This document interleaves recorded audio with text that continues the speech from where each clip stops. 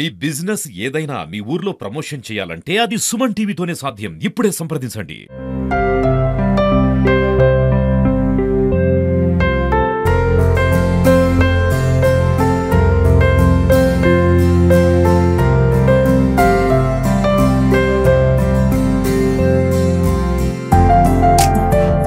యాదాద్రి భువనగిరి జిల్లా భువనగిరి నియోజకవర్గంలో హెచ్ఎండిఏ నిధులతో ప్రతి మండలంలో కూడా అభివృద్ధి కార్యక్రమాలు చేపడుతున్నాడు భువనగిరి ఎమ్మెల్యే కుమ్మం అనిల్ కుమార్ రెడ్డి గారు. అదేవిధంగా 6 గ్యారంటీల అమల్లో భాగంగా ఎన్నో కార్యక్రమాలు, రేషన్ కార్డ్సే కావచ్చు, ఇందిరమ్మ ఇల్లులే కావచ్చు, అదేవిధంగా కాలువలకు సంబంధించి పిల్లాయపల్లి, ధర్మారెడ్డి గూడెము, అదేవిధంగా బునాదిగాని కాలువకు సంబంధించి ఎన్నో ప్రాజెక్టులకు సంబంధించి కార్యక్రమాలు చేపడుతున్నాడు. మనతో పాటు మాట్లాడడానికి భువనగిరి ఎమ్మెల్యే కుమ్మం అనిల్ కుమార్ రెడ్డి గారు ఉన్నారు. ఆయనతో మాట్లాడదాం. సార్ చెప్పండి, నిజంగా 6 గ్యారంటీల అమలు కార్యక్రమం భువనగిరి నియోజకవర్గంలో ఈ విధంగా కొనసాగుతుంది. నిజంగా హెచ్ఎండిఏ నిధులతో ఎన్నో మీరు కార్యక్రమాలు చేపడుతున్నారు, మీకు ఎలా అనిపిస్తుంది? సరే, 6 గ్యారంటీల కార్యక్రమం అయితే అది ప్రభుత్వ పథకాలు రాష్ట్ర వ్యాప్తంగా కూడా జరుగుతున్నాయి. 200 యూనిట్ల ఉచితం కరెంటు బిల్ అయితేంది, ఆరోగ్యశ్రీ 5 నుంచి 10 లక్షలు ఇచ్చే కార్యక్రమం అయితేంది, గ్యాస్ సిలిండర్ 500 అయితేంది, మహిళలకు ఉచిత బస్సు అయితేంది. సో ఇవన్నీ కూడా జరుగుతూ ఉన్నాయి. వీటికి అదనంగా కొత్త కార్యక్రమాలు చాలా మొదలైనవి. గత 3-4 నెలలకెళ్ళి సన్న బియ్యం ఇచ్చే కార్యక్రమం దేశంలో ఎక్కడ లేనట్టుగా తెలంగాణనే ఇస్తున్నాం. సో ఇది చాలా గొప్ప విషయం. 13,000 కోట్లు పెట్టి ముఖ్యమంత్రి గారు మరి దీనికి సంబంధించిన కార్యక్రమం చేస్తున్నారు. ఉత్తమ్ కుమార్ రెడ్డి గారు పౌర సరఫరా శాఖ మంత్రులు కూడా దీని మీద ప్రత్యేకమైన దృష్టి పెట్టి ఇవన్నీ చేస్తున్నారంటే ఇది చాలా గొప్ప విషయం. అంటే వాళ్ళ ధైర్యానికి మనం హ్యాట్స్ ఆఫ్ అని చెప్పాలి. అప్పుల రాష్ట్రంగా మిగిలిచిపోయిండు కేసీఆర్, టిఆర్ఎస్ ప్రభుత్వము. ఈ రోజు అప్పులలో ఉండి కూడా దేనికి వెనక్కపోతలేరు. Hostel charges minority, SC, ST, BC గురుకులాలల్లో 40% బెస్ట్ ఛార్జ్ ఇచ్చారు. ఈరోజు సన్న బియ్యం ఎవరు అడగలే. సో అంటే అట్లాంటి నిర్ణయం తెలంగాణ ప్రభుత్వం ఇందిరమ్మ పాలనలో తీసుకొని ముందుకు పోతున్నాం అని అంటే ఎట్లాంటి భారమైన ఆర్థిక భారమైన మోసారు తయారున్నాం ఈరోజు. సో ఇట్లా సన్న బియ్యం ఇచ్చే కార్యక్రమం, రేషన్ కార్డుల కార్యక్రమం కూడా మొదలైంది. 15 ఏళ్ళు రేషన్ కార్డు రాలే. గత 10 ఏళ్ళు టీఆర్ఎస్ ప్రభుత్వంలో రాలే. ఈ రోజు రేషన్ కార్డు టీఆర్ఎస్.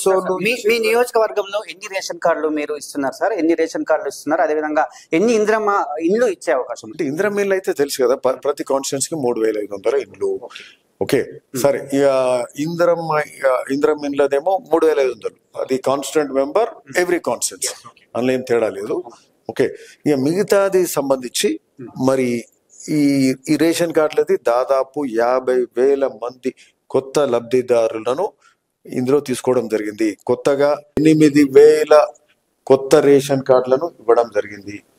అట్లనే 16,000 పాత రేషన్ కార్డులలో కొత్త కుటుంబ సభ్యులను యూనిట్స్. అంటే పాత ప్రభుత్వంలో ఇంట్లో కొత్త కోడలు వచ్చే పిల్లలు పెద్దగా అయ్యి వాళ్ళు కూడా అన్నం తింటారు, భోజనం చేస్తారు, బియ్యం అవసరం అనే సోయి లేకుండా అట్లాంటి వాళ్ళకు కూడా ఈరోజు ఆ రేషన్ కార్డులలో ఆ కుటుంబ సభ్యులను చేరడం అంటే కొత్త యూనిట్స్. అట్లనే ఈ రేషన్ కార్డే లేని కుటుంబాలు వాళ్ళకి రేషన్ కార్డు. సో కొత్త రేషన్ కార్డులు కానీ పాత రేషన్ కార్డుల ద్వారా కానీ ఆల్మోస్ట్ ఈరోజు 50,000 కొత్త కుటుంబ సభ్యులకు ఇంతమందికి సన్న బియ్యం ఇచ్చే కార్యక్రమం 6 కిలోలు ప్రతి నెల ఇచ్చే కార్యక్రమం ఈరోజు మొదలవుతుంది. మీ నియోజకవర్గంలో సంబంధించి చాలా మంది లబ్ధిదారులు చాలా ఆనందంగా వ్యక్తం చేస్తున్నారు. ఎన్నో కార్యక్రమాలు మీరు చేపట్టారు, రేషన్ కార్డులు కావచ్చు, ఇందిరమ్మ ఇల్లు కావచ్చు. నిజంగా వారి ఆనందం మీకు ఎట్లా అనిపిస్తుంది?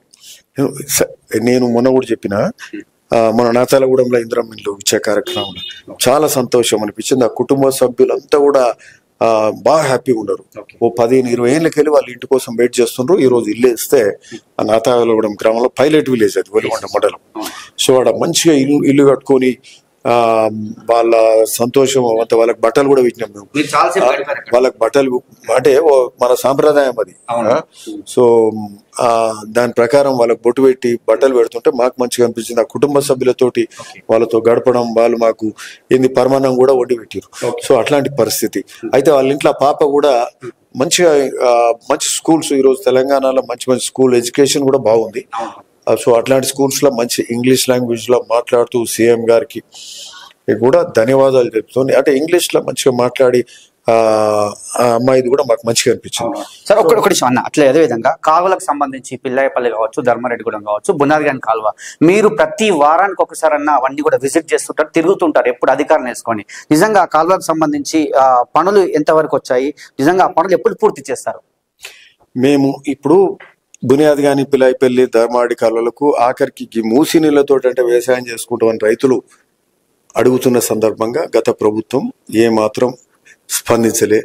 పేరుకు శాంక్షన్ చేసి డబ్బులు రాలే, పనులు కాలే. ఈ రోజు ఆ కాల్వలు శాంక్షన్ చేసుకున్నాం. ఆ కాల్వలు పనులు కూడా వేగవంతంగా జరుగుతున్నాయి. ఆ కాలువ కూడా మీరు చూడండి, అంతకుముందు 2 మీటర్లు లేని కాలువ ఈ రోజు 7 మీటర్లు చేస్తే దాని వాటర్ ఫ్లో ఎంత ఉంటదంటే, అంతకుముందు 35 క్యూసెక్స్ వచ్చే నీళ్లు 35 క్యూసెక్లు వచ్చేది ఇప్పుడు 350 క్యూసెక్ల నీళ్లు పోతాయి అన్న. అంటే ధర్మారం వరకు పోవాలి, ధర్మారెడ్డిపల్లి కాలువ. అంటే మీ భువనగిరి నియోజకవర్గం మొత్తం పడుతుంది. భువనగిరి కాదు, మోత్కూరు వరకు పోతుంది. మోత్కూరు వరకు ధర్మారం వరకు పోతుంది. ఆత్మకూరు మీదకెళ్ళి మోత్కూరు మీదకెళ్ళి పోతుంది. ఇక్కడ పిలాయిపల్లి కాలువ పోచంపల్లి మీదకెళ్ళి అటు ఎక్కడికి వెళ్ళి చౌటుప్పల్ మండలం మీదకి వెళ్ళిపోతుంది. ధర్మారెడ్డి అటు పోతుంది. ధర్మారెడ్డి కాలువనేమో ఒలిగొండ మండల్, అట్లనే రామన్నపేట మండల్, అక్కడ చిట్యాల వరకు పోతుంది. సో ఈ స్థాయిలో ఆ 3 కాలువలతో కూడా 70,000 ఎకరాలు వారే పరిస్థితి ఈ రోజు ఉన్నది. కాలువలు మంచిగా జరుగుతున్నాయి.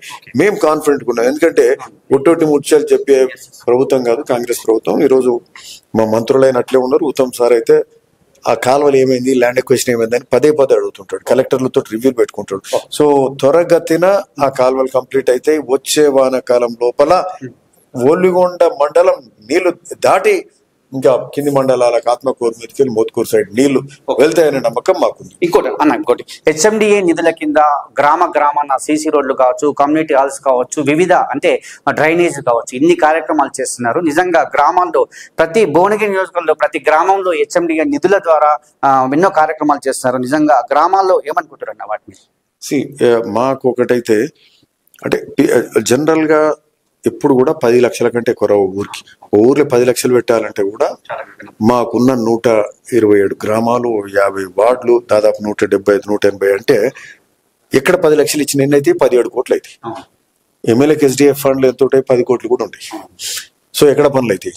సో ఈ రోజు అడగంగానే ముఖ్యమంత్రి గారు 56 కోట్లు ఇవ్వడం, మనకు భువనగిరి మీద ప్రత్యేకమైన దృష్టితోటి మనకి ఇవ్వడం, హెచ్ఎండి ఫండ్స్ ద్వారా ఊరూరు తిరుగుతూ 40 లక్షలు 50 లక్షలు, పెద్ద ఊరు ఉంటే ₹1 కోటి కూడా ఇచ్చినాం. సో ఆ స్థాయిలో నిధులు పెట్టగలుగుతున్నాం అంటే మాకు నిజంగా చాలా సంతృప్తి ఉంది. ప్రజలు కూడా ఏ గ్రామం అయినా వాళ్ళు హ్యాపీగా ఉన్నారు. ఇంత నిధులు ఎప్పుడు కూడా రాలేదని వాళ్ళు కూడా చెప్తున్నారు. సో మంచిగా డెవలప్ అవుతుంది. భువనగిరికి సంబంధించి ప్రతి కార్యక్రమంలో ముందుకు పోతున్నాం. అది ఈ సమయం అటువంటిదా? మేము ఎప్పుడు అంటుంటాం భువనగిరికి మహర్దశ అని. ఆ మహర్దశ నిజంగా ఉన్నది. ఇక్కడ ఇంటగ్రేటెడ్ స్కూల్ శాంక్షన్ అయింది 200 కోట్లతో. మూసీ అనేది అతి ముఖ్యం. మూసీ పొల్యూషన్ కాలుష్యంతో వచ్చి ఫస్ట్ హైదరాబాద్కి వెళ్ళి వచ్చి పడేది మా భువనగిరి నియోజకవర్గం. దాని బారిన పడి ఎక్కువ బాధపడేది మా భువనగిరి కాన్స్టిట్యున్సీ. ఈ రోజు ముఖ్యమంత్రి గారు దాని మీద 1000 కోట్లు పెట్టి మూసీ ప్రక్షాళన చేస్తూ మూసీ రివర్ ఫ్రంట్ కానీ మూసీ రివర్ పొల్యూషన్ ఫ్రీ చేసే కార్యక్రమం, పెద్ద కార్యక్రమం చేపడుతున్నారు. దాని కింద అంతకుముందు 375 కోట్లు, ఇప్పుడు 375 కోట్లు ఇది ఫైనాన్షియల్ క్లియరెన్స్ ఇచ్చి 750 కోట్లు ఇచ్చిండ్రంటే మూసీ రివర్ ఫ్రంట్ అనేది, మూసీ ప్రక్షాళన అనేది మొదలైందిగా మీరు తీసుకోవచ్చు. సో ఒకటి ఫైనల్ గా భువనగిరి ఫోర్టుకు సంబంధించి అంటే కోటకు సంబంధించి రోప్వే నిర్మాణము జరుగుతుందని చెప్తున్నారు. అది మీ నియోజకవర్గంలో ఉంది. చాలా మంది రాష్ట్రంలో మొత్తం ఎదురు చూస్తున్నారు ఆ రోప్వే పనుల గురించి.